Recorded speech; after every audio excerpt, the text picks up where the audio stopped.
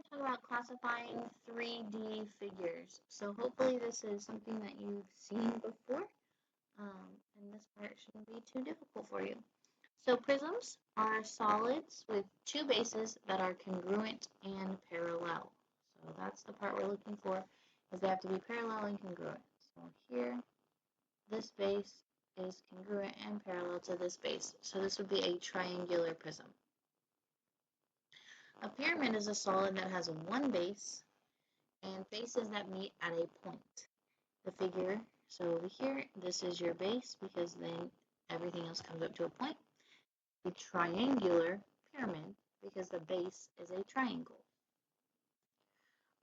A cylinder is a prism that has circular bases. So it has a circle. The circles are parallel to each other and congruent.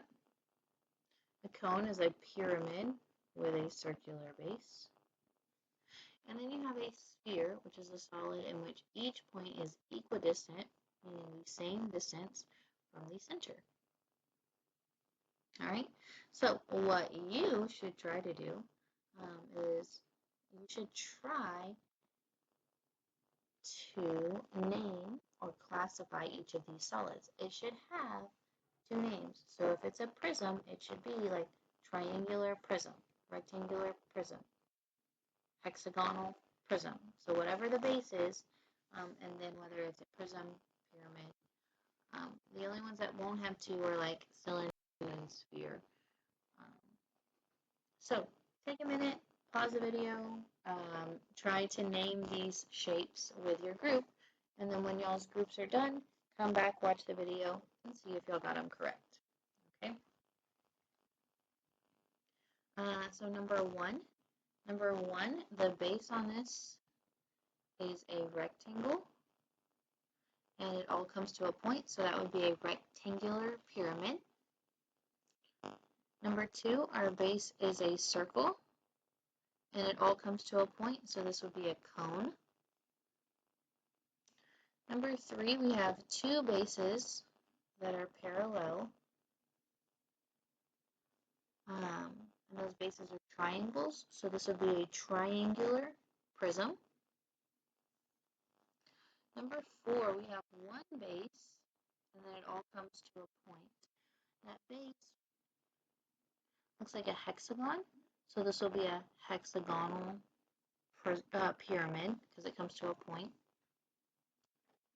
Number five has two circular bases that are congruent and parallel. So this is a cylinder. Number six has two rectangular bases that are congruent and parallel. So this is a rectangular prism. All right, this one normally trips people up. On number seven, you have two bases. You have a trapezoid at the back here, and then you have another trapezoid at the front here. Those are your bases. Remember, for a prism, your bases have to be congruent and parallel. A lot of people will end up missing this one because they're always thinking like, oh, top and bottom. But those two, yes, they're both rectangles, but they are not congruent rectangles. So your base here is this back trapezoid and this front trapezoid. So this is called a trapezoidal prism. Okay. Our base here looks like a square. We know it's a square because those little hash marks that are on here indicate that those are all the same side. So this is a square. It comes to a point, so this would be a square pyramid. Okay, it looks like I have a base, a pentagon here, and then a pentagon here. So I have two bases that are two pentagons that are congruent and parallel. So this would be a pentagonal prism.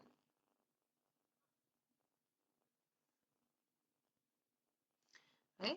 I have a triangular base that comes to a point. So this would be a triangular pyramid. Again, looking at number 11, This one trips people up sometimes, so be careful. On number 11, I have two triangles that are congruent and parallel to each other. And so those are my bases. So on number 11, this would be a triangular prism. And then the last thing that we have here is a sphere. So hopefully you got those right. If not, let's maybe adjust them a little bit. And then you can start calculating surface area.